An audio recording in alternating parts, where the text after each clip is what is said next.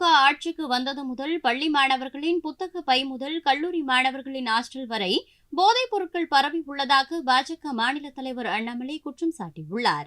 தமிழக மக்களை அதிர்ச்சிக்கு இந்த கஞ்சா கடத்தல் கும்பல் உள்ளாக்கி இருக்கிறது. ஆனால் நமக்கு தெரியும், எப்பொழுது திமுக ஆட்சிக்கு வந்தார்களோ அப்பொழுதே நாம் அதிர்ச்சியில் இருந்து இருக்கின்றோம். இப்ப ஜாஃபர் சாதிக்கு நமக்கு அதிர்ச்சி கொடுக்கல. திமுக வந்த பிறகு நமக்கு தெரியும், நமக்கே சாதாரணமா முகம் சுளிக்கும் அளவுக்கு என்ன தெருவோரத்தில் தேவையில்லாத யாரோ நடமாடுறாங்களே, எதுக்கு பள்ளிக்கூடத்துக்கு செல்லக்கூடிய குழந்தைகள் எதற்கு பியர் பாட்டிலோட ஒரு போட்டோ திடீர்னு வருது, இதெல்லாம் திடீர்னு பார்க்கணும்.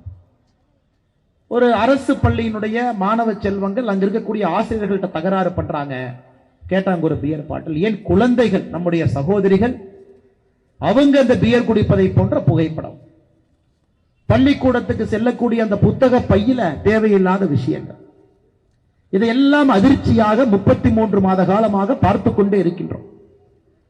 சாதாரணமாக எல்லோரும் என்ன பேச ஆரம்பிச்சிருக்கோம்னா, என்னன்னே திமுக வந்ததுக்கு அப்புறம் கஞ்சா புழக்கம் அதிகமாயிருக்கு, என்னன்னே தேவையில்லாத ஆளுகளா நடமாடுறாங்க, ரொம்ப எளிதா கிடைக்குது, கல்லூரிக்குள்ள கிடைக்குது, ஹாஸ்டல் வரைக்கும் போயிருச்சு. இத்தனை காலமாக இதை நாம் பேசிக் கொண்டிருந்தோம்.